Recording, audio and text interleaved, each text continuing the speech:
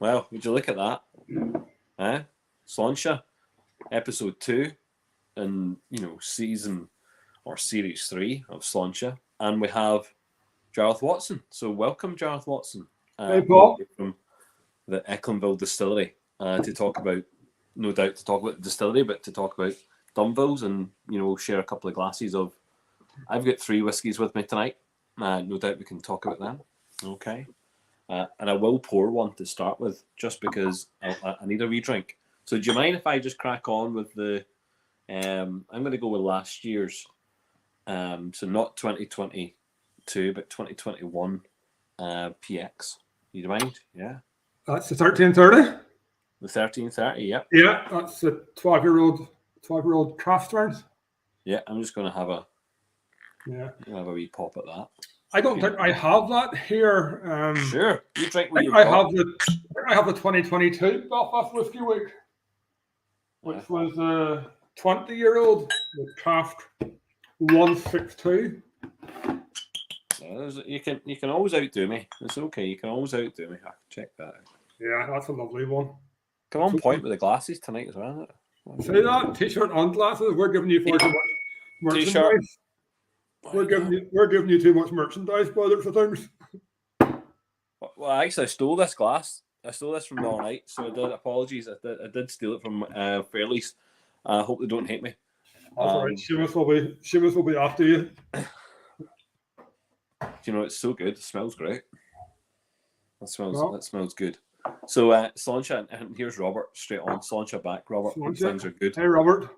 He's a good lad, isn't he? We like Robert. And he's always Robert's looking for a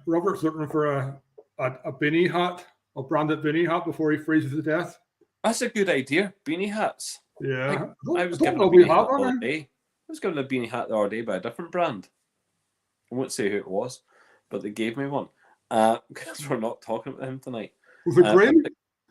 It was green. Was it green? No, we didn't talk about them. That's all right. They're neighbours.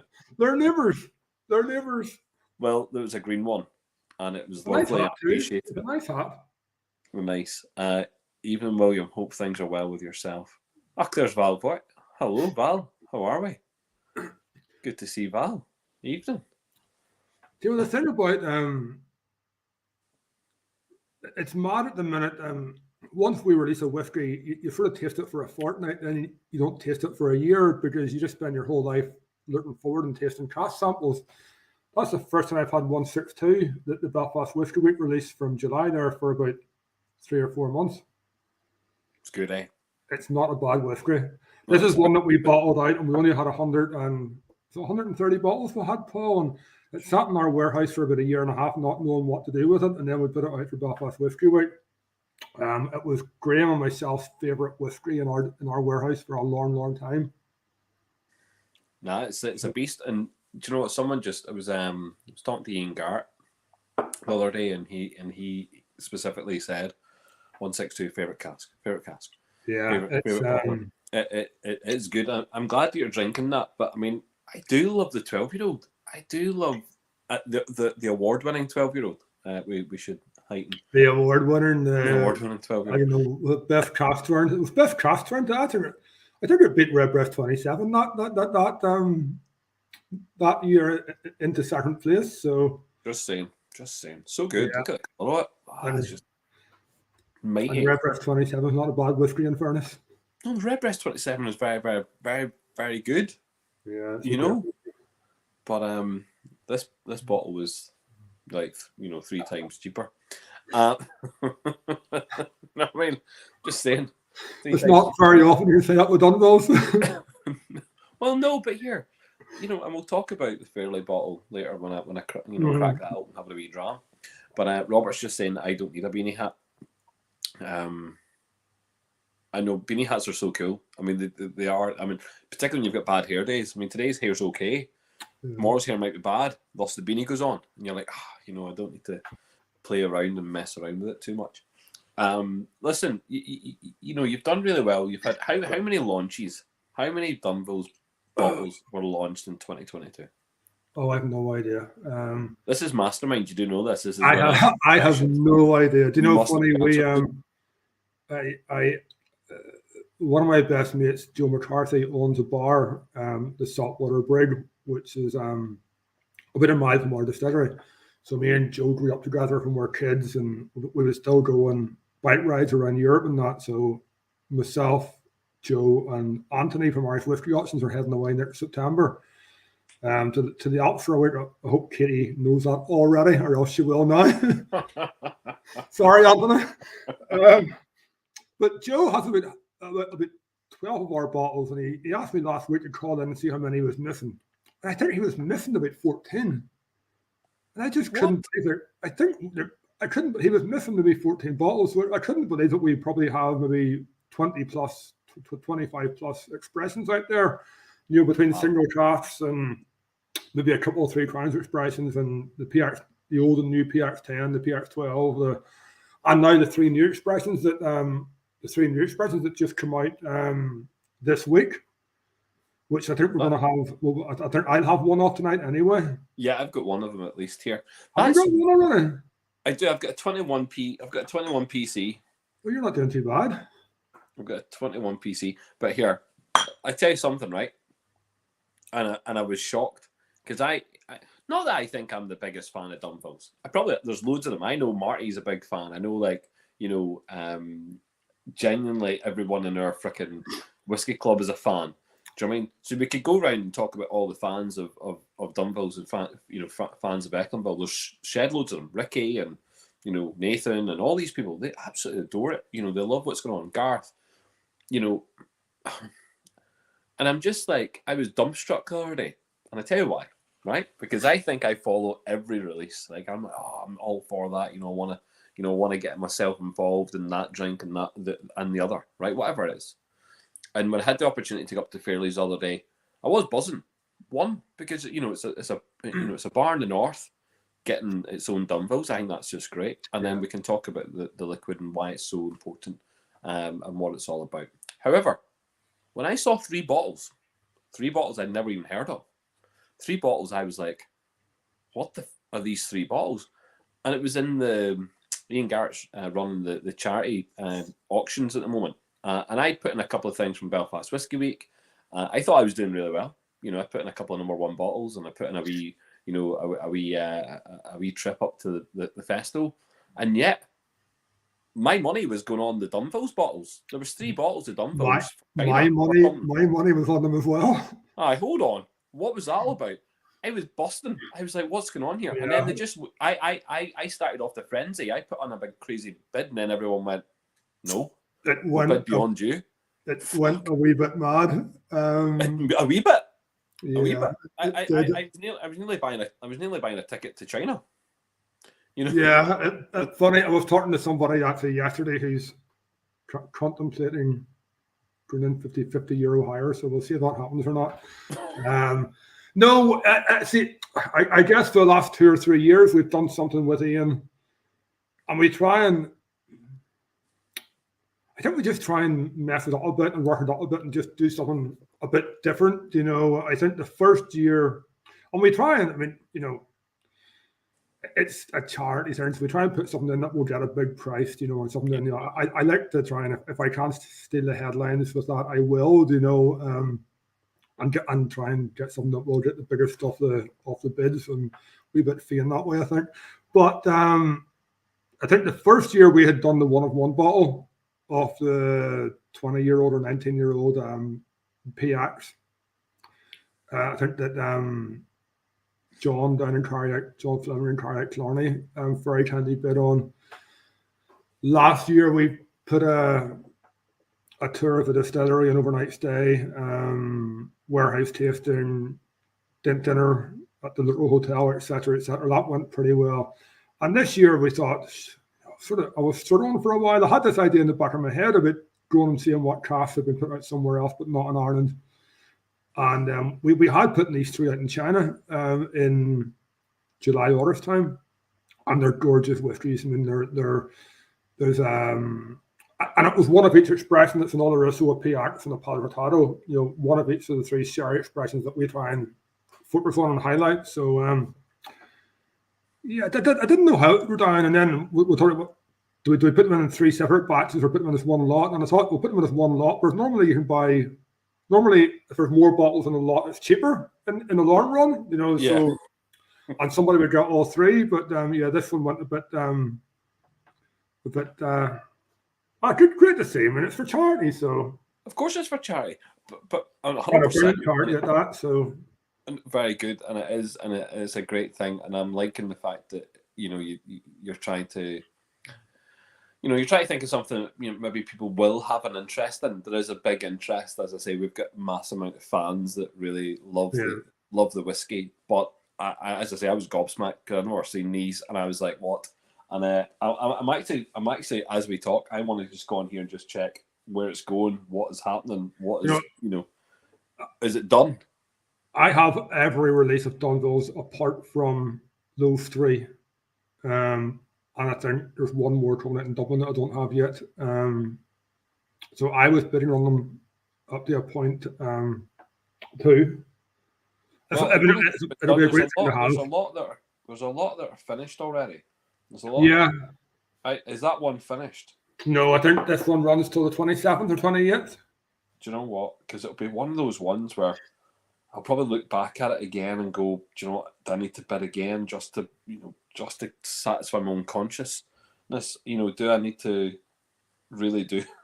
I need to pull out all the stops and get them for myself, Because it's a random thing about the collecting. The collecting's important. The drinking's very important, Like the drinking for me is really important. So like when I buy one, or 2 or 3 or 4, I like to open them. So the next one I was going to try, I was going to move on to the Fairleys here, just because of its age. I was just going to go, from 12-year-old up to the 13-year-old Fairleys. But and again, when I say to Mark, I say, look, I need to buy lots of these. I can't just buy one. We need to buy plenty of them. We need to crack them open and get them shared and stuff. So very important to have them, But fantastic to see this. Like genuinely fantastic to see all of us with sherry cask, Fairleys, 13-year-old, one of the cheapest Dunvilles on the market, £150 sterling. Yes. So very, very cheap. And so far as there's expensive whiskies out there. I just find this is the right kind of price point. It's the right price point for a Dunvilles to hit the market. And by the way, that's not me slagging off Dunvilles and some of the prices that have been ridiculous because of other people putting their prices on it. That's for others to have their opinion on. I think this is just right. So well done, if Mark up at Fairleys. Well done for getting the price right. But do you want to talk about this whiskey while I pour it? Because I'm going to pour it. I'm going to open it here just now, and I'm going to pour some. But do you want to talk about it? Because it is a little bit different. And I also know there's not much of it left, if there was any left at all. I let you cover that part of the story, not me. But it's one that I've been working with Mark Fairley for about probably since November 19, and since before lockdown, to try and get a green label release for Fairleys. We had a couple of different casks in mind, and this is one that I took a massive personal interest in from start to finish. And then this cask probably came into the running about this time last year. This was sort of highlighted as this will be the cask for Mark for Fairleys. It made a lot of sense putting it back up to the North Coast. It is a unique cask for Dunvilles. There is a bit of serendipity about it, where it's going, where it came from. And then it was just a matter of waiting. I mean, the cask was amazing liquid. It was just a matter of waiting for that liquid to peak. And it wasn't going out. It wasn't going out until it was right. And funny, Mark gets in Springbank, as you know, and Mark gets in now because the Springbank every year. And back in 2020, I had asked him for a bottle of Springbank, and he got me a bottle. Friday time, he got me a bottle of Springbank 25 at a point. But that sat up there for 2 years because I wouldn't take it off Mark until I had this cask released. Right. Because I just wouldn't have been right. It just didn't feel right, So as much as I wanted that bottle of Springbank 25, I didn't pay Mark for it until I paid him for it on Tuesday, and I collected it yesterday. because we had to wait for this one to be right. I mean, this was it's a bit special, this one. The juice is just it's for a 13-year-old. The flavor in there is ridiculous. The concentration of flavor, the array of flavor, the viscosity of it, the body, the brown sugars, the finish. It just has everything. But quite unique for Dunvilles. It has that very tropical, super tropical. It has that super tropical initial. It's on the nose, and then at the start of the palate, it's just very, very clear where the liquid is from. But then the sherry craft comes in, and it becomes very much a Dunvilles whiskey. Yeah. Because you get all those brown sugars, and you get that jamminess, and you get that big sort of, backbone of oak, and then all this brown sugar and a real juiciness and jamminess, but the tropical fruits, they never go away. They're just, this just comes in with it, and it just really, really works. It's what I'm just absolutely over the moon with, that it worked out as well as it did. And the launch last week was a great. We had 70 odd people in Fairley's pub, and it was just a brilliant wee night. It was just a Oh no, it was a good crowd, and good to see lots of local people. Good to see different people from other parts of the industry as well there who'd come along. Good to see people who had taken part in the cast selection. So really, really good, really good stuff. But I mean, look, yes, I'm a Dunvilles fan. Everyone knows that. Yes, boom, Echlinville class. What's going on?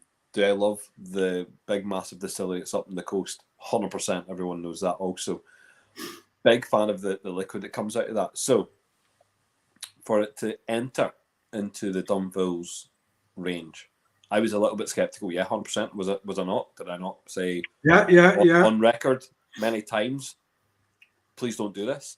However, what I would say is so good, like really good. The fact it's got a Dunvilles label on it right now is phenomenal. Like it's great. It's great to be added into that, real kind of pedigree of very high quality, really well delivered, maintained whiskey, which has been created properly at Echlinville and put into into great bottles, great packaging, and all that. But there's a lot of love which has gone in, even though this wasn't created at the distillery. It's been curated. It's been loved. And really anybody that's heard myself or Graham or anybody else in this distillery speak for the last 10 years, we always talked about that. Whenever we brought back the Dunvilles brand, we had this not weight on us, but we had this, we were always aware, that we could be just accused of taking an old brand and trying to profiteer on it and put 3-year blends into it and try and, so we always overcompensated with a level of just with the quality of liquid we brought out with Dunvilles to protect our, to do the Dunvilles brand justice. And we felt that for the first 4, 5, 6 years, and probably over the last couple of years, we got, it sits with us better now. We're more used to it now. We feel like we're in our own skin now with Dunvilles, But with this one, because of where liquid is from, we did feel that again. We felt that pressure to really get this one right, or I did anyway, to get this one right again. Because there was people saying maybe don't bring out Dunvilles from the North Coast, because it might be more about, but that's why we really did wait and make damn sure it was right. I think Mark made some good points. I mean, so those that weren't there on the launch night and maybe haven't heard the story yet, but there's a relationship between Mark and that distillery. There's a relationship between Fairley's and that distillery. So actually, there's a lot of little tangible parts to this that which makes it really, which actually makes it really relevant and really actually well thought about. That it's Mark and it's Fairley's. That's actually, this is where this liquid ended up, because there won't be many, if any more, of the Dunvilles range which has that liquid and that pedigree of liquid in bottle. No, every Dunvilles release today, it's been double distilled. This is the first triple distilled, and there's no more in the pipeline. Yeah, so There's no more in the immediate itself, pipeline. Yeah, that in itself just makes it a little bit more quirkier. It was great to see some comments in there. I really should go back and just say hi, just a couple of people. Connor was saying that he's noticed that he's got loads of Dunvilles. Not a bad thing. Really, at Christmas time, this is not a bad thing because, if you don't want them, Connor, what you can do is give them out as gifts. And I'm happily enough, I'll receive a bottle for Christmas. Thank you very much. My birthday was 2 weeks ago, not that you cared at that point. Liam, good to see you. How are you? Great to see. Thanks very much, John. And Dave is saying it's a smash and drop. I'm loving the fact it's even got out to the States already. The fact is that some of these bottles, when they're released, they're shipped off to somewhere that we know fine well where they've gone, and all of a sudden, bang, out to great people out in America who are loving it. And you've got some massive fans out there. That great to see that.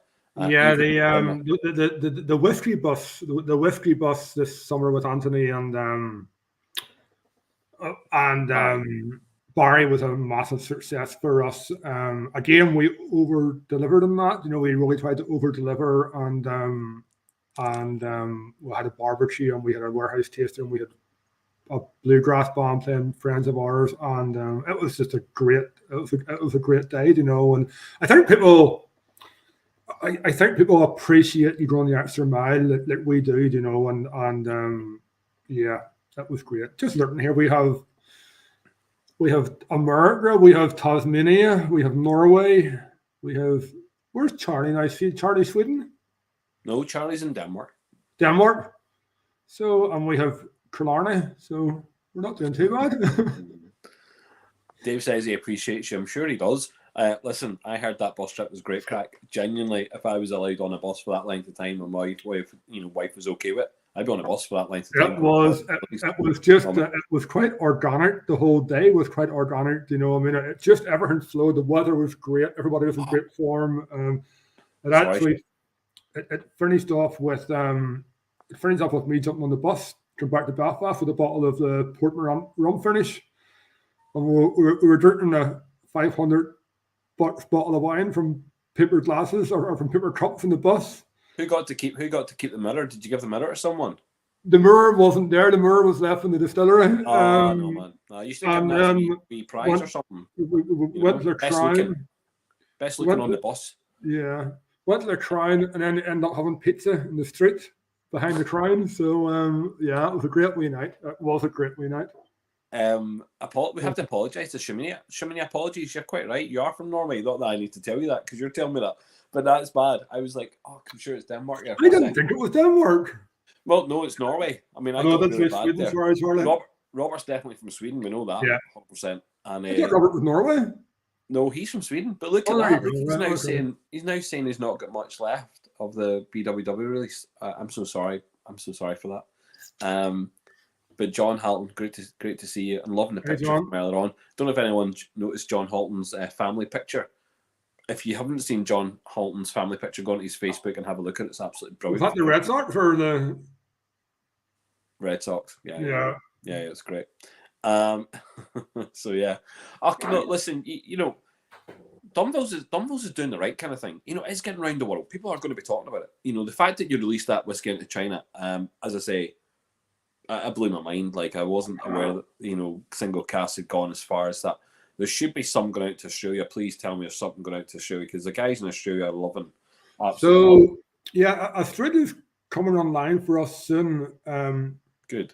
Since Stephen has been doing just an awful lot of good work, and then Seamus comes in and backs him up really well. But those guys are opening some new markets, and then Seamus goes in and does a job in them. So he hasn't been across to China yet, but China's doing quite well. South Africa has been absolutely phenomenal for us. Places like Austria. Australia's coming online very soon. I think we're looking at something different in the States. Hopefully we'll have a lot. Hopefully next 6 or 9 months' time we'll have a far better network, a far better reach in the States as well. But that's overdue. And yeah, I mean, I think it takes about 15 months. Like from first communication to getting liquid on a shelf, it takes about 15 months for these markets. It's not it's not a quick turnaround, but you're better doing it slow and doing it right. So I think Australia is in the works for definite. I'm just looking at some of the comments. I mean, Dave, we did talk about the China stuff earlier, but tell me this, Charles, just to answer Dave when he's here. What is the crack? 3 casks, three single casks, 1 Oloroso, 1 Palo Cortado, 1 PX, yes? Yeah. And tell me this, many bottles, or was it, what were they released in, about 300 bottles each? Or Yeah, so all our single casks are hard feds, so they're all between 200 and 225 litre. So, and if you bottle them out at craft strength, you get roughly 306 to 310 bottles. Off the older stuff, maybe 330, 340 off the younger stuff. So they will all be roughly 300 bottles, give or take. We tend to hold normally we hold 6 back for tastings at the distillery, but because I went to China, we didn't hold any back, so hence I was bidding on them. dope. Yeah, I know. Dope. Yeah. Well, I say with sack cream for that, but that's not true. Hey, you. But we'll come back to that in a second. But what about the fact, right? We've got, so we've got some stuff going out to China. I would love to see some single casks for those guys out in America who genuinely are working their socks off, talking about the brand. There's something in the pipeline there. Yeah, well, that's good then. That's great news for those guys. There's definitely something in the pipeline there. And look at that, John's buzzing that he's going to get that. And John, who cares what your 6-year-old says? Who cares? You're the dad. You're the daddy. You sort that out. That's dead on. So yeah, I love this one. I absolutely love the Fairley's one. It really is beautiful tropical notes. I think people really need to get that in their life. I think. I mean, we're in a really weird position. People are losing jobs. People are not in this country. Maybe I don't know what's around the rest of the world. There's a lot of people find it hard this time of year, particularly it's Christmas time. People not spending a lot of money. What I would say is, if there's a bottle left and you want to get yourself a bottle, it's something for you and it's something that you want to drink.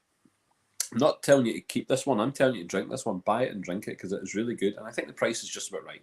So that, and I do think it's fair, Jarlath, and I think I can say that wholeheartedly without, coming across as lick-arsey insofar as it's the price is right. So, no, it's something that I'm sensitive to.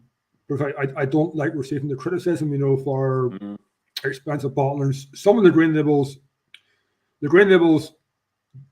pricing is not controlled by us in the way the red labels is. But we did work very closely with Ian on this one Ian Fairley to make sure the pricing was right. It was a chance to bring a green label Dunvilles at 13 years old. It's the youngest one yet, but it's a Staunton whiskey, and it wouldn't have got a green label unless it was that good.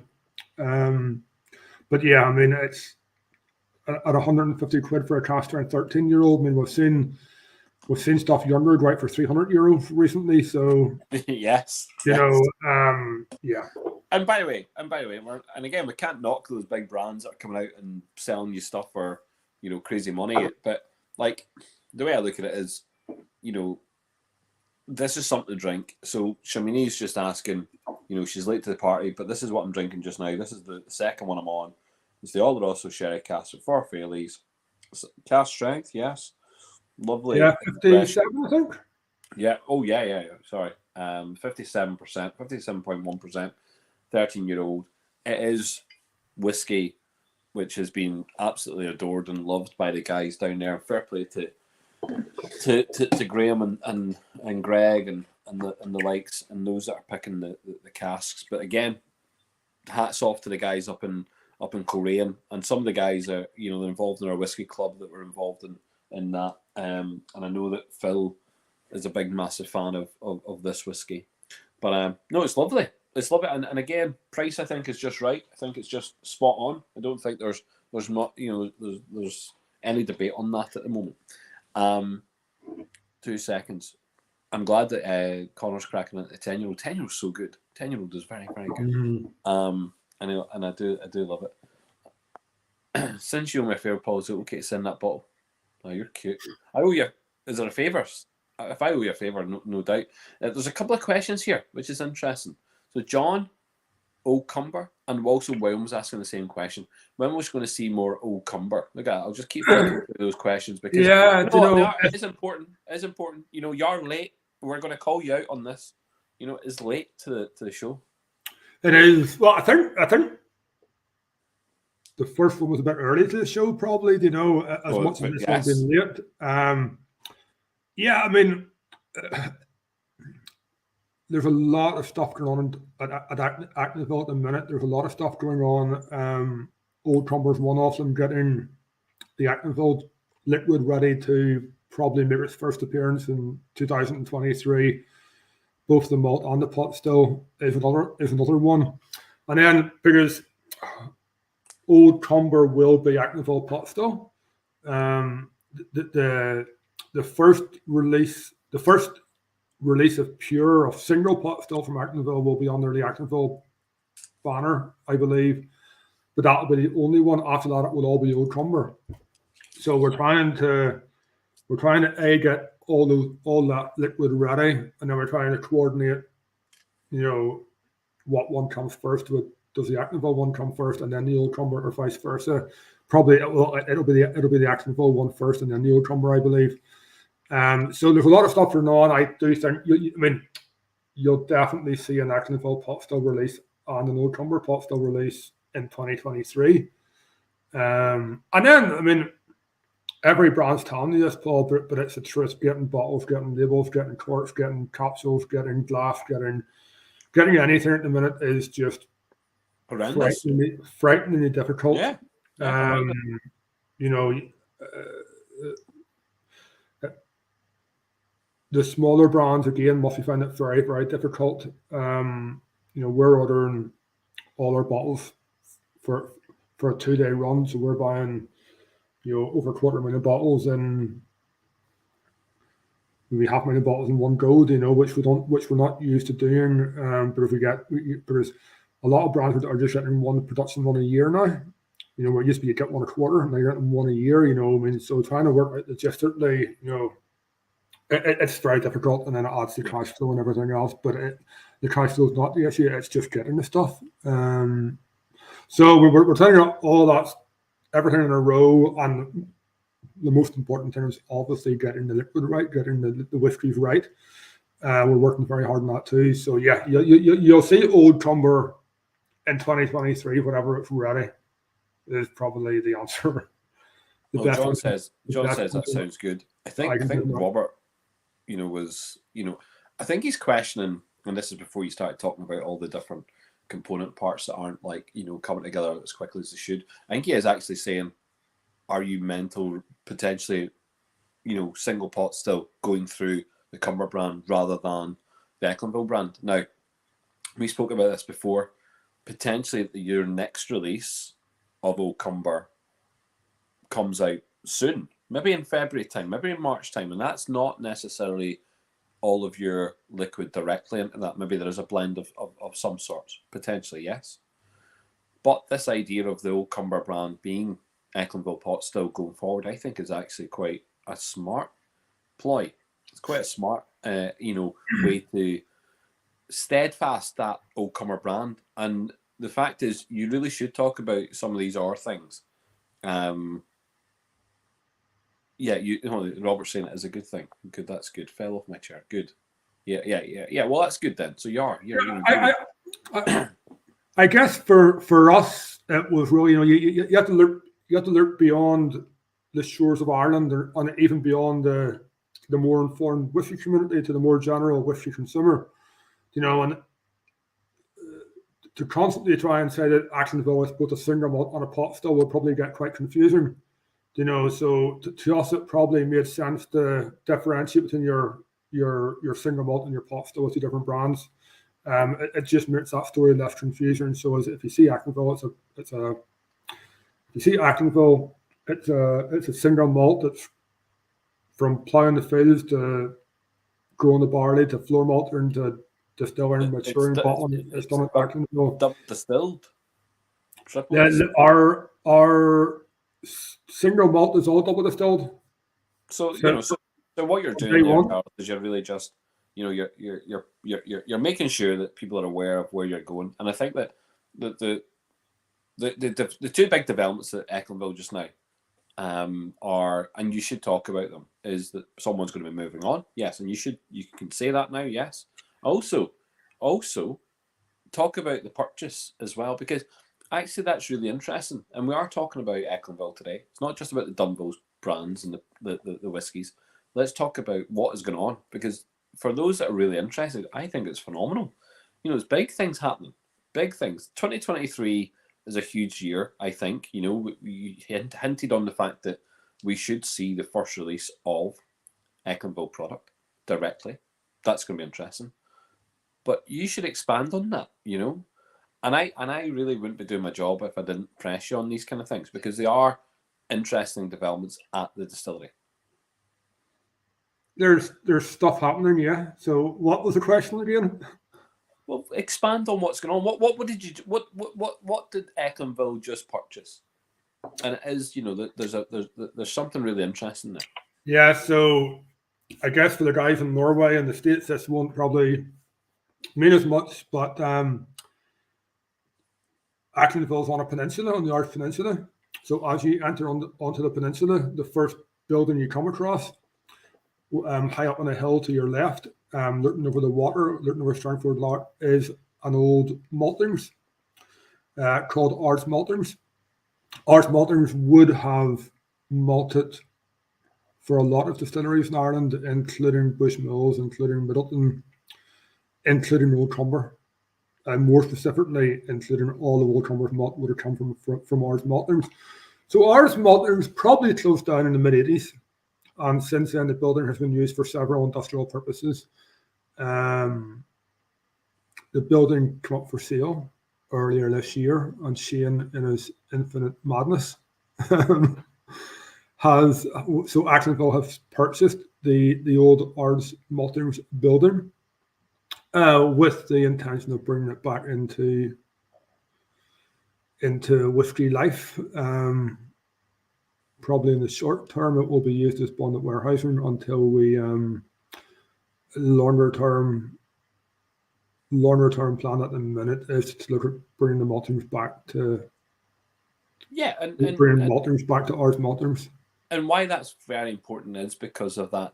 If we look at the longer term picture and this idea that Old Cumber specific is now integral.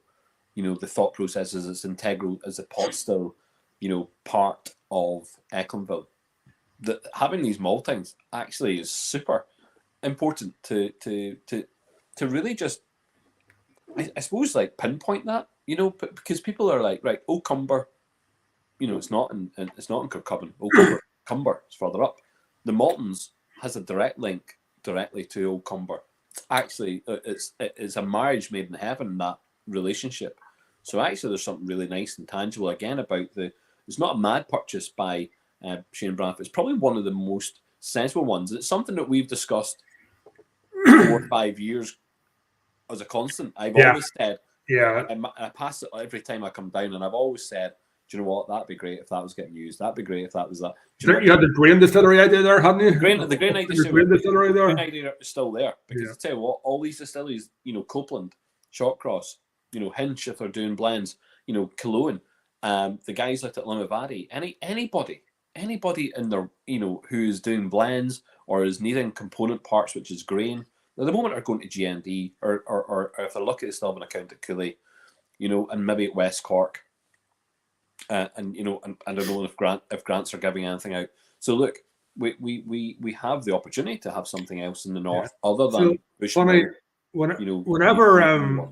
So Shane had it bought in his own mind a long time ago, and then he was trying to justify to give it rational justification. As you do, you make an emotional decision, then try and justify it rationally, So him and Mark Thompson presented us about 10 weeks ago with this piece of article from the 1970s, from the early 70s, maybe late 60s, stating that there was 82 combines. At this point, there was 82 combines in Northern Ireland. And of those 82, 66 were in County Down.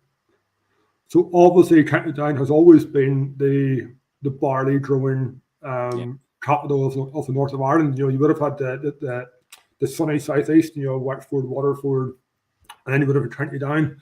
So Shane and Mark were trying to present this art roll from the 60s and justify their decision by saying this was always where we grew the barley, which is why the maltings is there, obviously. And I think that ties in quite nice to the fact that there's now 7 distilleries in County Down. Yes. And County Down is where the proliferation of distilleries in the north are, and that's where all the barley was certainly grown. So, but I mean, the peninsula you talk about. And again, if people don't get the geography of it all, the peninsula has its own microclimate. I think everyone knows that. It's actually designated as its own microclimate. So people know that, particularly if you're from there. But I mean, it's well documented. So, am I right in saying tea? It's the only place in Ireland, and definitely in the north, but maybe the only place in Ireland where they grow tea specifically as well. It's one of those. It's just one of those little mining microclimates which has that ability. So I would not be surprised if it is the mecca for grain, for that kind of stuff. And I genuinely do think that there's a lovely tie-in. Like, it's a lovely tie-in. I really want to see Old Cumber being Old Cumber for the right reasons, not for the wrong reasons, not for a brand that that you're just building up and creating. The fact that you've actually said, do you know what? Our single pot still, it's going to be Old Cumber. I just think that's a great statement. I guess if we do bring maltings back to the Irish maltings, it won't just be bringing maltings back to the Irish maltings. That will be bringing heritage barley malting back to the Irish maltings. We're bringing back barley varieties that were being malted there in the 60s, 70s, 80s. There'll definitely, if we do bring it back, there'll definitely be a peated element there. That's one thing that we're currently struggling with, that we can't do the peated maltings in our current malting floors. So, and we really want to. So that's something. Oh my God, that'd be class. And also, and again, in a business model, those other distilleries will want to work with you. I mean, the relationship that distilleries have in the north is I really like it. And you know what? One of those, and I have to say it, all of the ambassadors, be it Lauren from Bushmills, be it Sarah from McConnell's, and Seamus Oak from yourselves, Tim out at Copeland, Jamie at Hinch, anyone within those, within that field who are working together, they're all working together. It's absolutely beautiful to see. I'm really impressed with the way they all work together. And actually, from the consumers getting that opportunity to see Northern Ireland's whiskey, distilleries working hand in hand. So I do see there's been relevance here for the distilleries to think about, how can they share products, share. And by the way, and going into the future, we will talk about sustainability and whether or not, you guys already do bottling for X. Do you know what I mean? I know that Shortcross is doing bottling for Y, Hinch are doing bottling for A, B, and C.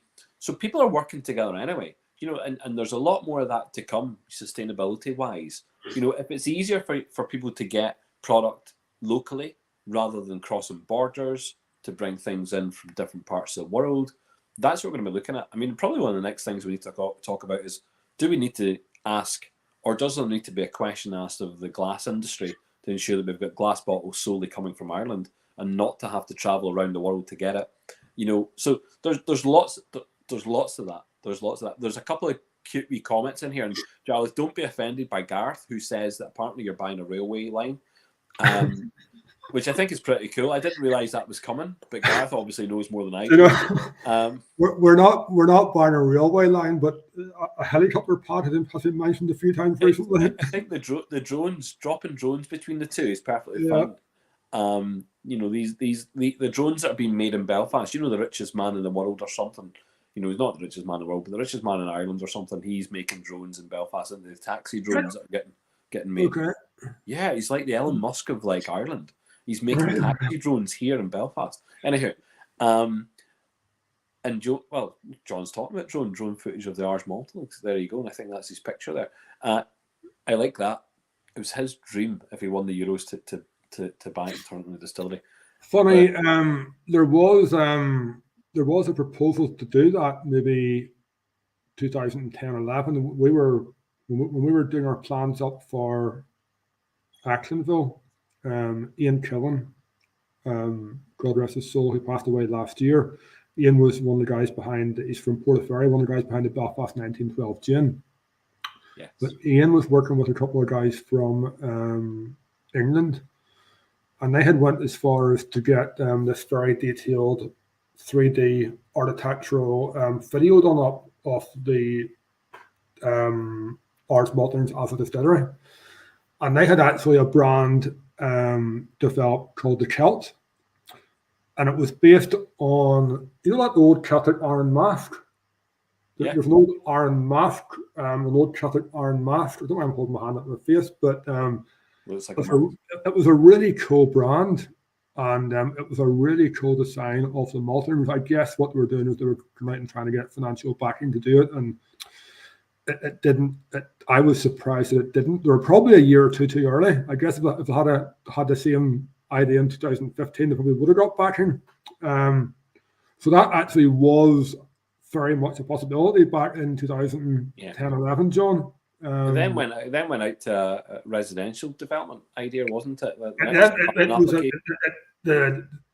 I think it got planning for a hotel at one point. Yeah, it did. Yeah. And then it got planning to be turned into apartments, which would have been a sin. It would have been absolutely god awful. It needs to be back to the kind of use that it should have been doing. There's a question here, and I should have asked it earlier. Apologies, Connor asked a question.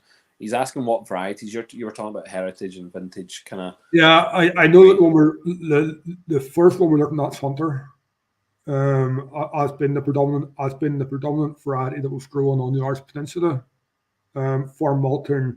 So we've all these old adverts that appeared in the Belfast Telegraph and Ars Chronicle, etc., from Ars Maltings asking farmers to grow barley for malting, and there's also adverts from Old Cumber. So Old Cumber distilleries would have placed adverts in local papers asking farmers to grow barley for malting. And Old Cumber distilleries specifically asked, would like you to grow barley for malting, specifically Hunter. So we know that was something that Old Cumber specifically asked for back in the 30s and 40s and 50s. So that's why we're looking at the Hunter variety first. Or is it something that Old Cumber specifically asked for?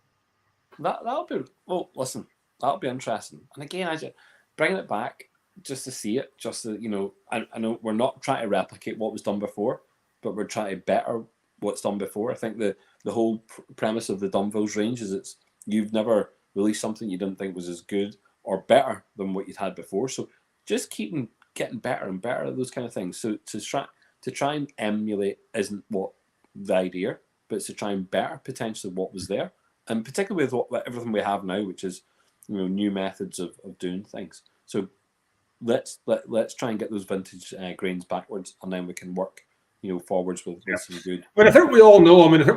That it was probably economies, and it was yields, and it was all these things that drove modern varieties more so than flavor per se. You know, I mean, I know back in the 70s and 80s, it was all about getting reducing protein as much as possible. Whereas if we reduce protein in barley as much as possible, then you increase the sugar content. A lot of the flavor comes from the protein. Do you know what I mean? So you know, it does. I guess it's what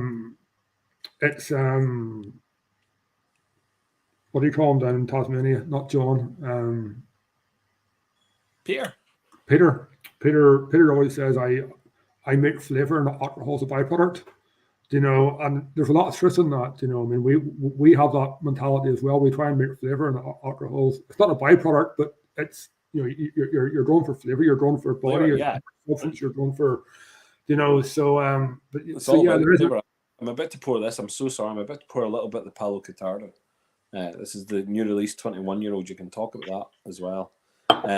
Just as I do that, John had put in, and go into the chat and find that, but John's put in he has put in the sketches for that distillery that we talked about there at the Maltons.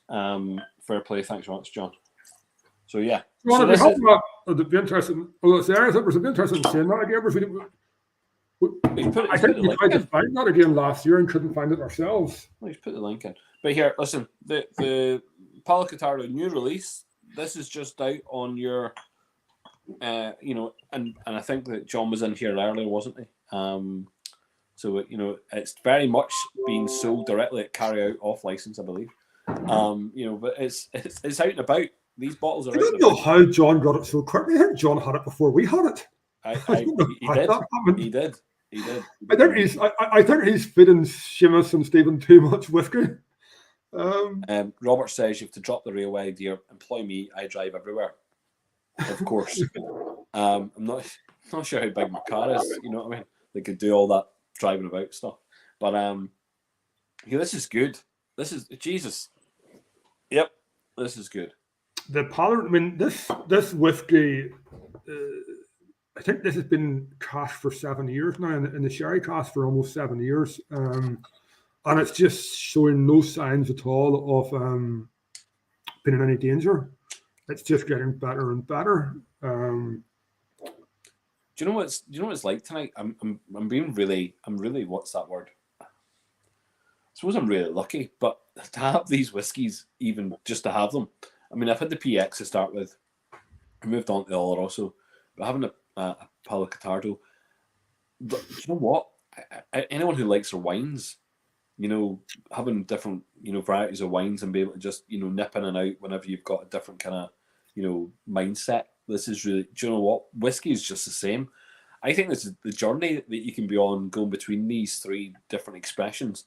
And I know that they are, you know, actually the Fairleys is slightly off piste anyhow, but this Palo Catardo, oh my God.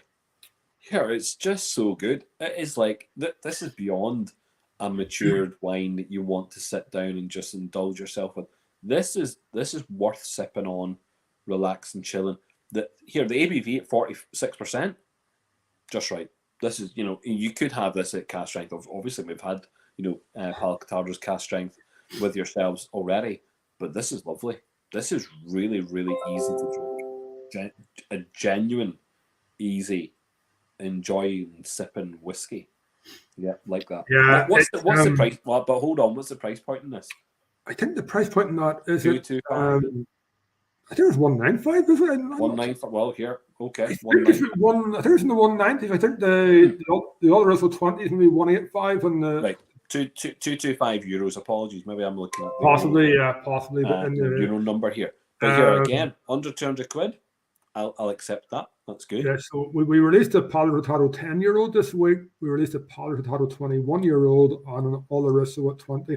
And they're all at 46%. So we're getting away from the cask strength whiskies and getting back to the 46%. I think that but they're now standard range, yes. These are they're limited standard range, yeah. Limited standard range. A limited standard range. Yeah, I guess there could be 2,000 each bottles of each of the 20 and 21, maybe 3,000 bottles. So it will only go into certain markets. Okay. It'll be about for a while. Was it out to America? Do the kind of guys in the States? Not directly, no. Not directly. Okay. Maybe we might hold some back for the tail end of next year whenever we reject that. But at the minute, no. I like this. It's a funny one too because the other, so we have an Oloroso that went out at 46% at 20 years old, and the Oloroso at 46%.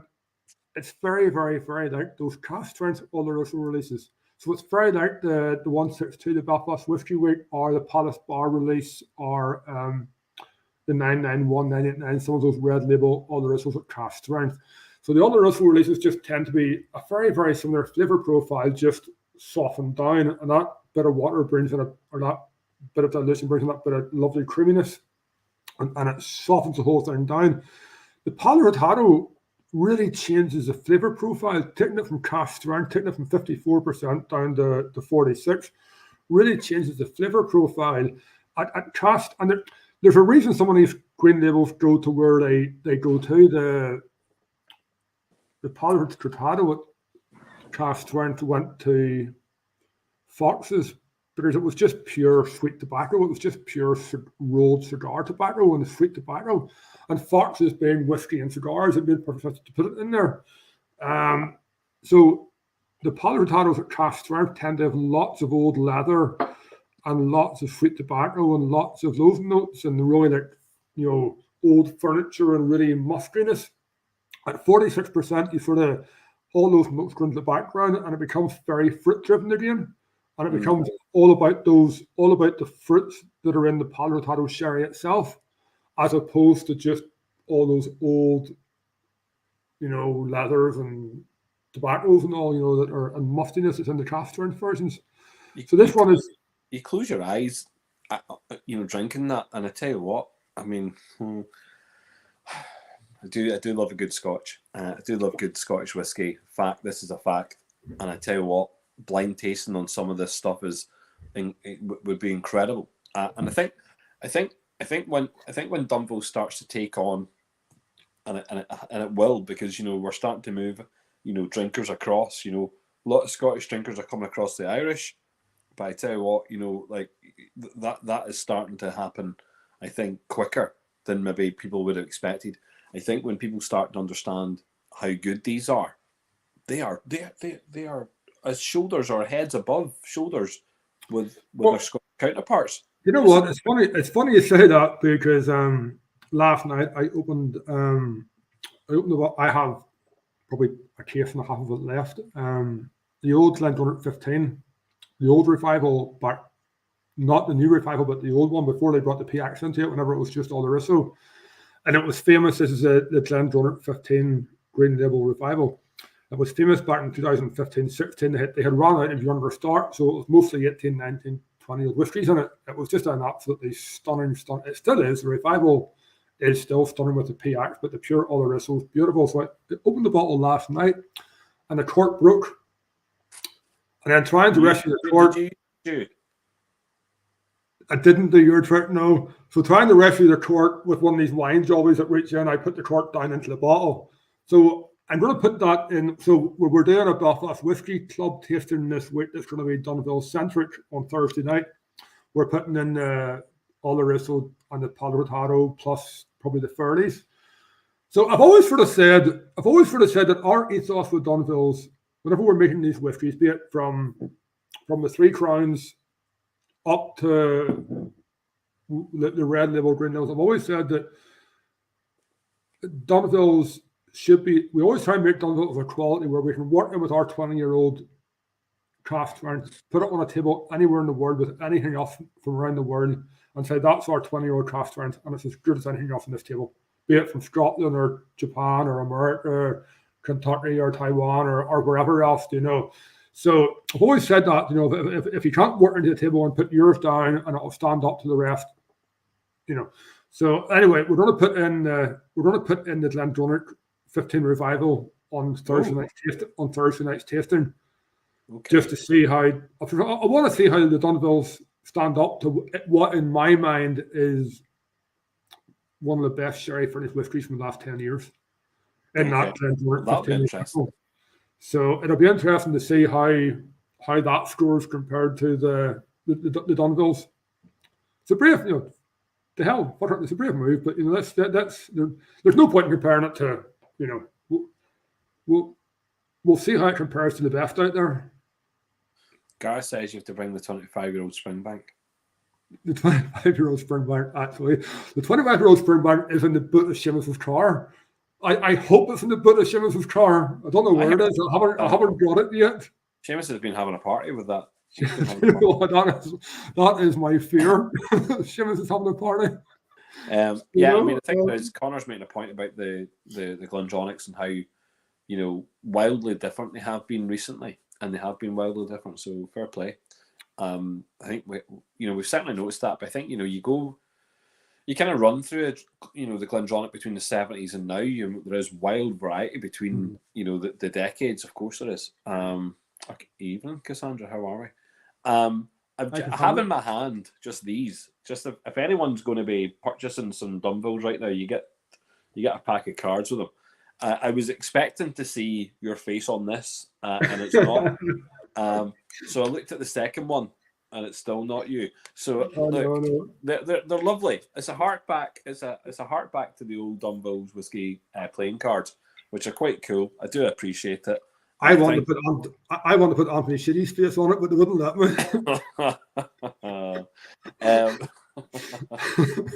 They're nice. A nice wee tiny wee box, but lovely idea that you can purchase the whiskey through the shop just now online, and you get a free pack of cards with the purchases, which is lovely. It's a nice wee touch. They're very old school cards. They're very for the Dunvilles 1930s. Yeah, no, I like it. Which was, I like it. They're cute wee cards. I like this. This is cool. Yeah. Connor says he loves his Dunville coffee mugs. The mugs are cool. They are cool. Do you know what I mean? And Shamini, all you have to do is purchase a bottle. But no, I think the idea, the idea of like the bottles not costing as much, is very important at the moment. You've done really well on that. I think actually I'm impressed by the fact that you've not gone rocketing with some of the prices.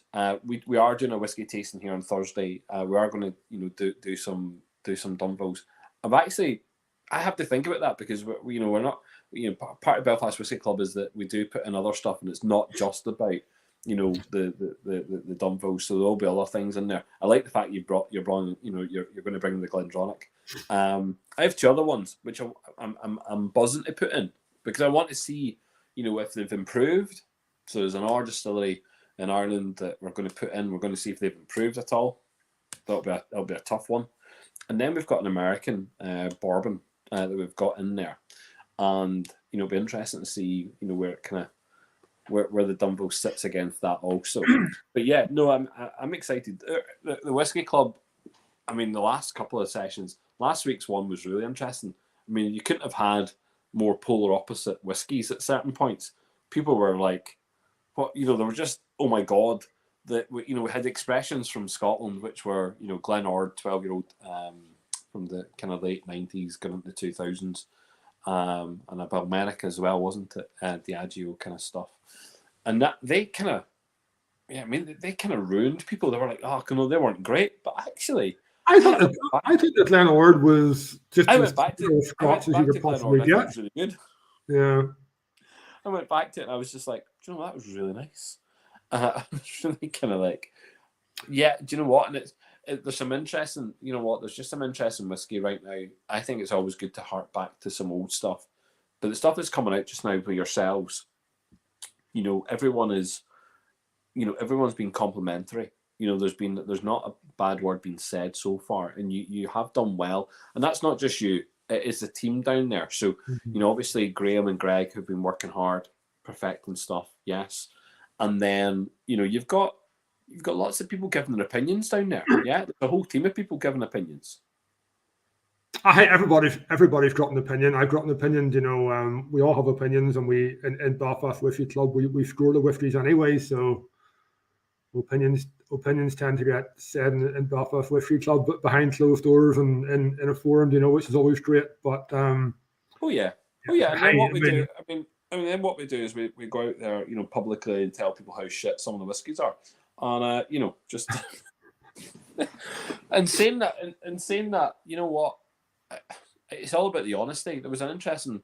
I was reading some articles that Phil Crawford's written recently, and he kind of does a double take on some stuff as well. He kind of highlights what he's maybe written about months ago, so people can like get another idea of where he's coming at.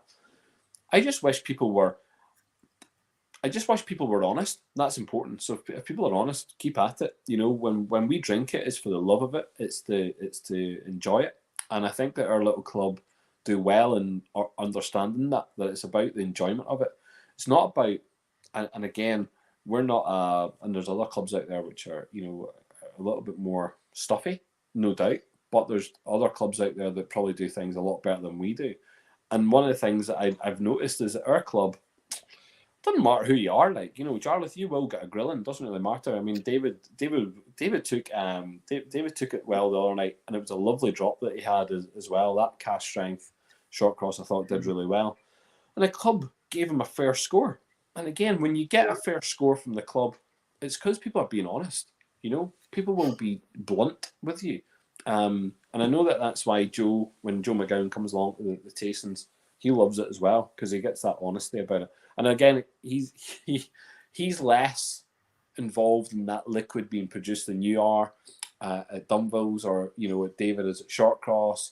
But having people coming in front of the club and having those discussions, I think it's just raw. It's just raw people having those. And it's important. It's important the club do be honest and don't start to blow smoke, because blowing smoke doesn't help David, doesn't help me with feedback or to feed information back. Do you know what I mean? So that it is great that the club does that, because it is an honest it is an honest channel for that. Yeah, honest appraisals, appraisals. And look, I think you've done rightly here with the 21. So this new range, these not too exclusive core range products that have come out, I think the ABV is just right. I mean, a fudge here. I had to eat some. I mean, it's funny. I think that at the start of the month we had planned to bring out the Class 1197 before Christmas, and then leaving these until the new year, and then at the last minute we said we're going to put these three out. The 1197 is the one that won the overall best whiskey in Ireland at the Irish Whiskey Awards. We haven't mentioned that actually on this broadcast yet. Sorry, do we get a round of applause for that? We should probably mention that. But so it's coming out. Awards? It's coming out January, February, but seven. Just seven. Seven. I'm saying it was seven, wasn't it? Just seven. Just a seven. And by the way, I was talking to Rosie the other day. Sorry to interrupt. I was talking to Rosie at another event, which was lovely to be invited to, and I must appreciate Sarah. Thanks so much for the invite, if you're listening. But what I would say is, I was talking to Rosie, and I said to her, "You don't even know where that award is. You know, the big, kind of fancy one. Where is it? Have we located it yet? Where is it? Is it being shown off in someone's office? Where is it?" I don't know where it is. Mate, I don't know where it is. It was an absolutely stunning award. So to win overall, to win the, you won categories, that was great, and you came up. There was a couple of runner-up positions, runner-up positions as well, which is great. But to win the overall best Irish whiskey of the year, and you know what? Just because we're talking about that, those awards, I know a lot of people think awards are shite, and fair play. There's a lot of people who go, "Nah, I don't buy into awards." There's a lot of there's a lot of people paying for their name, or they're paying for things to be done, and you enter those awards because you think you're going to get something anyway. By the way, I take offence to some of that if it's directed towards those Irish Whiskey Awards, because I'm part of that judging panel. The Irish Whiskey Awards are hard won. The Irish Whiskey Awards are hard won. If your whiskey wins an award in the Irish Whiskey Awards, it deserves the award. There's a lot of competition. Lots of it. And that's why it is the one. There's San Francisco and there's the Worlds and all, but the Irish one is just one that you really want. It's all your peers. It's all your peers in a room for a night. And it is just one that you really want. I met Rosie outside the awards beforehand. I went over to say hello and give her a hug, and she completely blanked me. And I'm like, what have I done to Rosie? What have I done? Why is Rosie blanking me completely? And then I went to speak to her a couple of times during the event, and she just turned her back and walked away. And I'm like, what the fuck have I done to offend Rosie so much here? I just couldn't. It was bothering me the whole night. What have I done? And then she said at the end, like, she knew we'd won, and said I couldn't look her in the eye, or else I would have given it away. So I just had to blank completely. And I was like, God for that. I just couldn't figure out why she was. It's a funny one. Well, no, listen, it was well deserved. I think. Look, we're panel, we're panel members. So Belfast Whiskey Club is a panel member, and we get the opportunity to do the scores on random bottles. We have no idea which they are, but we do know now, right? So if anyone from the tasting panel is on, they can do this. We're actually. We've got that list now, so we know what we drank, which is good. So have a wee look, and you can tell what your favourite ones were. But it's impartial, and it's lovely, and it was great to see so many good, good brands winning because of taste. And it's about taste, and it's about that integrity of taste, and people going, do you know what, this is good. This is good stuff. This needs to be rewarded. Lovely to see so many northern brands, taking some stuff, taking the top prizes, Just a couple of wee things here. Connor, did we do the first pre-80s tasting at BWW this year? No, we've done it every year. We've done a pre-80s, pre-70s tastings at the festival every year, which is great crack. Good evening, the Water of Life. Good evening, indeed. And yes, Irish Whiskey Awards is great crack. But you should be proud of that. Please find your awards. Make sure people see them. Talk about them all the time. Something that Dunvilles, Echlinville don't do, and do you know what? It's a problem with most of the brands in the north, is that they don't shout about how amazing they are. Keep shouting, keep talking about it. Let people keep on hearing how good it is, because it is very important. And I know that some people, as I say, they get caught up in the idea of awards and what they're all about, whether or not they're worth anything at all. I actually do genuinely believe that an Irish Whiskey Award means a shitload, because it means that someone like me, someone like Connor, someone like, Finon, someone like, Brian Green, or someone, from the Irish Whiskey Society, all these people who have been drinking whiskey for a good wee while, right? Who enjoy whiskey, who like whiskey, who have, yes, they all have different tastes, but all are taking the opportunity to taste something without knowing anything about the product and giving it a score, and it being set against its peers. I think that says a lot. And it really does, particularly if you've got a category. One of our categories this year was 40 deep. Now, that's 40 different bottles all competing in the same category. And for 20 odd people to go through those 40 odd bottles and really, give scores that reflect the taste and what it's doing to you, I think they are. I think they are really, really important awards to win. And I think one thing I would like is that people take that, and go, that's well, it's well worth buying a bottle for that alone, knowing that the taste value is really good. One thing I think that people buy liquid or buy bottles, and I've been saying this recently, and people have been, I know some people have been chastising me when I've said it, but I'm saying stop buying it based on brand. Stop buying it based on, the label directly. Buy it on the taste. Yes, if you want to be a collector and go and buy, bottles for speculation and for the prospect of having money at the end of it in return, that's up to you. Buy them because of how good they taste. And again, I can stand by the fact that we cracked open the Fairleys one there tonight. Stand by that. Buy it on taste. Go and drink it. Go buy it and drink it over Christmas. It'll work. It'll work in your favour. The Palo Catardo at 46% over Christmas time with a nice meal, super. And there's so many whiskies like that. That if you buy it because of the taste, you're doing the right thing. And so those awards, you need to scream about them, Jarlath. And I do mean really talk about and make an effort to every time you're saying it, because I know I was clapping, and you probably felt I was being an absolute melt the other night up at Fairleys. But every time you mention it, I clap, because I do genuinely believe it's something. It's something to be proud of. I did mention it a few times. Yeah, but I'm proud. I'm proud. As a drinker of the whiskey, I'm proud of it. I think there's people in this chat who would be proud of you and the Dunvilles brands winning those awards, 100%. Connor saying he's moved on to Petrichor. So those that don't know what that is, that's from the Douglas Lane expression of Big Pete. Super stuff, great stuff. Yeah, do you know what I mean? And yeah, there you go. Shamini's apparently agreeing with me. Good, super. So there you go. Look, anything you want to talk about? I mean, look, a member of staff is leaving. It's up to you whether or not you talk about that. But no, hey, I mean, it's next week, so Graham is moving on. Graham is moving on after 7 years with us, 7.5 years with us, and yeah, I mean, he's moving on in good term, moving to a neighbouring distillery of ours in Belfast. We're good friends with, so we'll stay good friends. We'll continue to share information, etc., etc.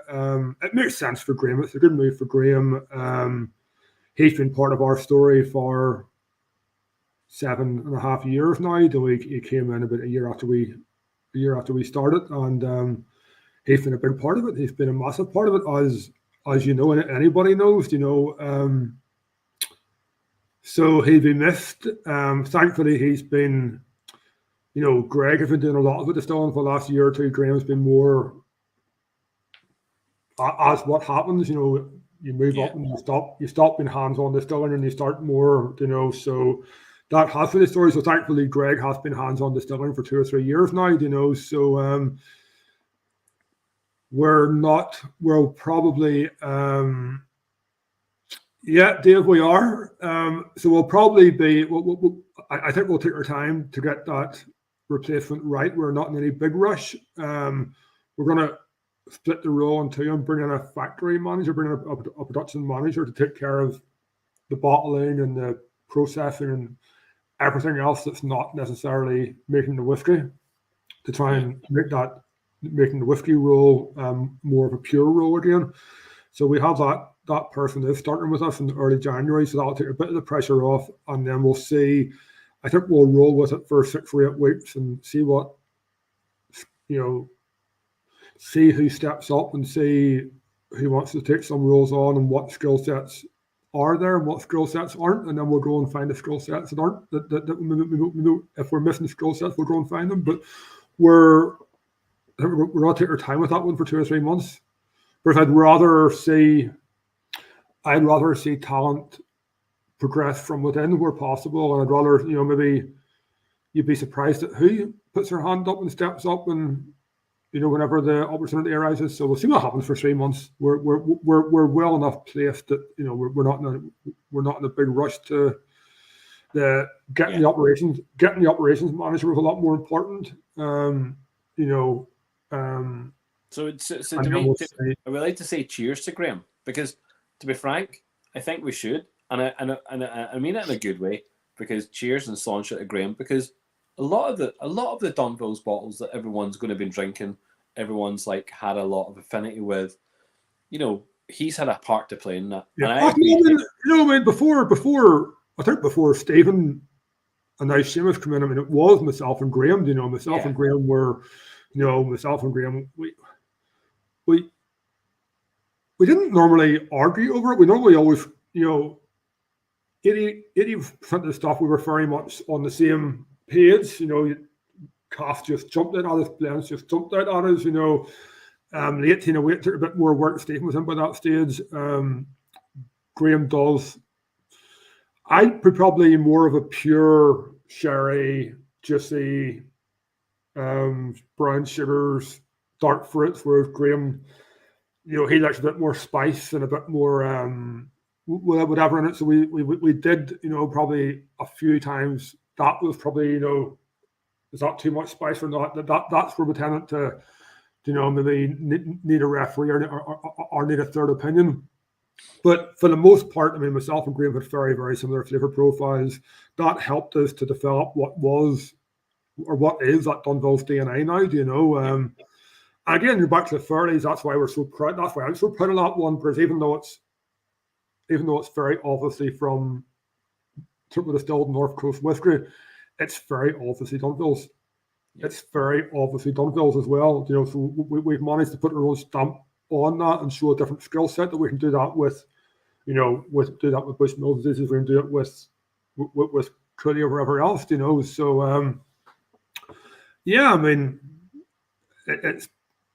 he's been a good mate for 7 years, and he'll be a good mate after he leaves. So, and good luck to him. He's grown to a good place. With good people, and he'll do well. And hopefully, it's a matter of just sharing information, and both of us getting better for it. So that's the hope. Thank you. So, cheers, Graham. Fair play to him, But and look, we wish him well. Know what I mean? But to be honest, he's missing out on this fabulous brand here right just now. And it was nice. It was nice for him to be there when we picked it up. It was nice for him to pick up that award in his last year. Whereas obviously he comes second from now on, So that's what I mean. I mean, he's walking away from a phenomenal brand. Like, Yeah, yeah, that was an accumulation of 7 years' work for us, with Graham, to put that up. So yeah, no, hey, you know what?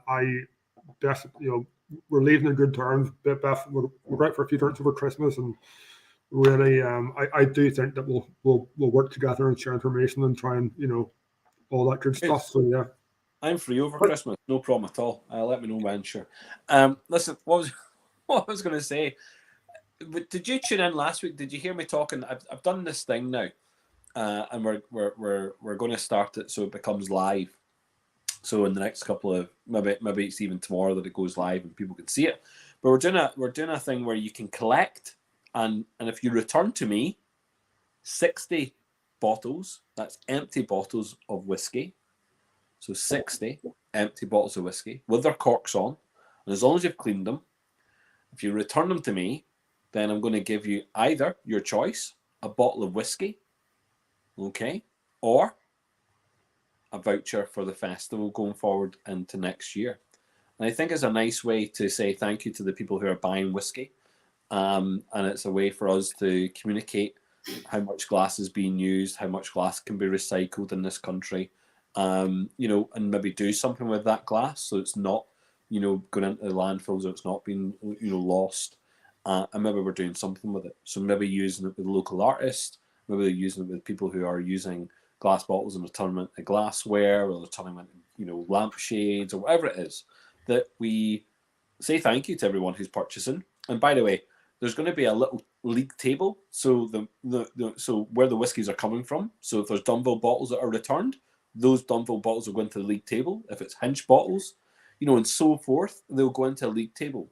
And so far, I generally am aware of about 5 or 6 people who are serious about collecting 60 whiskey bottles and getting their free whiskey bottle or indeed their voucher. And I think it's great. People have really bought into it. I think it's about sustainability. I've talked about this, and it's something we're going to focus on next year as a conversation with everyone we talk to, Jarlath, is about how their distilleries are going to become sustainable. What does it mean for, the big questions? Do we need to have glass manufacturing brought back to Ireland? And if we do, who's going to step up and do it? Packaging. Is packaging going to be allowed in Irish whiskey in the next couple of years? Is that a debate that's going to be taking place? You've moved from tubes to cartons. What are people doing about these fancy wooden boxes from IDL, which are absolutely super? And by the way, one of those fancy boxes I looked at today and thought, how on earth have they managed to put this box together? It's great. It's the 18-year-old Jameson cast strength with the little copper kind of slot that goes up and down, and the etched boxing. Unreal, stunning. But how sustainable are these packages? Yeah. Things that we need to be talking about. I think packaging. I think that the boxes, the cases, is going to be a real live debate for the next 3 or 4 years. I guess I buy whiskey to drink, not to collect. So I don't care where a bottle comes in a box, a cardboard box, or just as a bottle. If I could buy every bottle just as a bottle, I get the argument for high end. But I'm not even too sure I do anymore. Naked bottles, all about naked bottles. I bought a bottle the other day, right, Charles? Not, and I don't need. Well, actually, I will tell you what it is. In fact, I should go and get it, shouldn't I? Hold on, I'm going to go and get it. 2 seconds. 1 second. But the truth about naked bottles is naked bottles are very hard to sell. Distributors don't want them, retailers don't want them, travel retail really doesn't want them. So people like Dunvilles, who did try 5-6 years ago to go naked and not to put their bottles into tubes or boxes or packaging or anything else. At the minute, you're tying one hand behind your back, so you have to have it in the packaging. So until there's that sea change in the industry from the consumer down, because it's the consumer that drives the retailers and distributors to ask for this.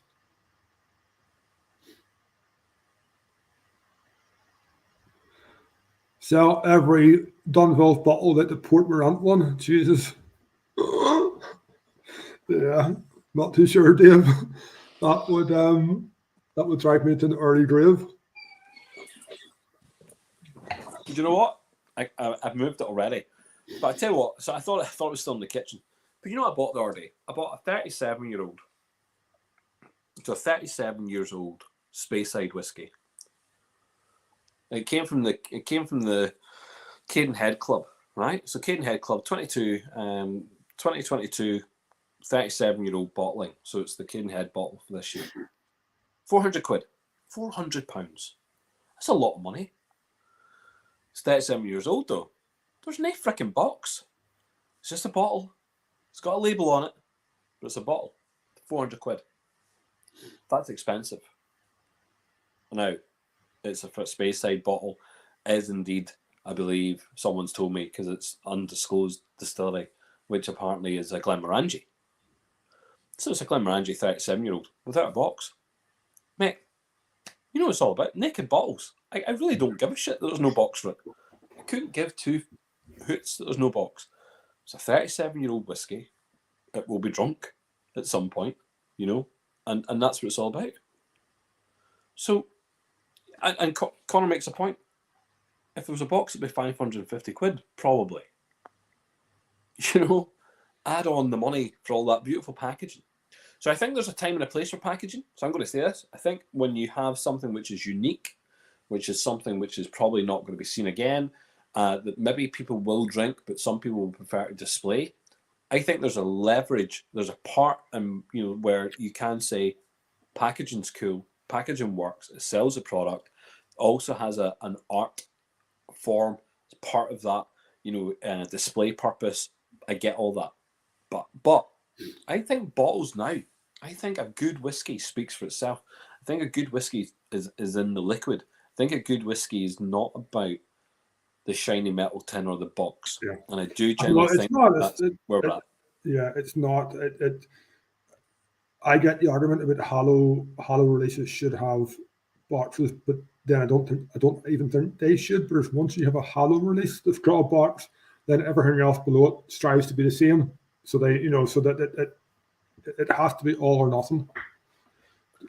I think it has to be all or nothing, and it won't happen next year. But I mean, it won't happen next year, but it will become more and more of a discussion. 100%, and that's why we're all for this discussion. You know, we're for it, and I think that, you know, people need to get involved in that discussion. But you know what? It's about what can we do with lots of things. Do you know what? One of the bottles that we had last week, Jonathan, when we had our whiskey tasting last week, was that it was the Scottish Wildlife bottling. It was a Balmenic. It was a 10-year-old, and I told you about the label. Now this is going back to, I think that's late 90s. If it's late 90s or early 2000s. So it's at least 20 years ago. 20 years ago, and there's a label on it, but there's not it's not a paper label. It's lasered onto the bottle. You know, it's you know, it's painted on practically onto the bottle. You know, this is 20 years ago, Diageo, painting stuff onto bottles kind of thing, yes. So there's ways to get, I mean, I don't know what the difference is. Maybe there's a cost implication, but, you know, have them bottles etched or printed on or printed directly to, is that, and will that become more sustainable? Possibly. It's very difficult. It's very difficult to do. I think it's difficult. I'm not saying. Well, I mean, it's difficult from the fact that label requirements require you to have different information for different countries. Do you know what I mean? Yeah. So you're gonna. China might have different label requirements to the USA. USA might have different from South Africa or from Israel or from Austria, from the EU, wherever. You know, so that's why paper labels just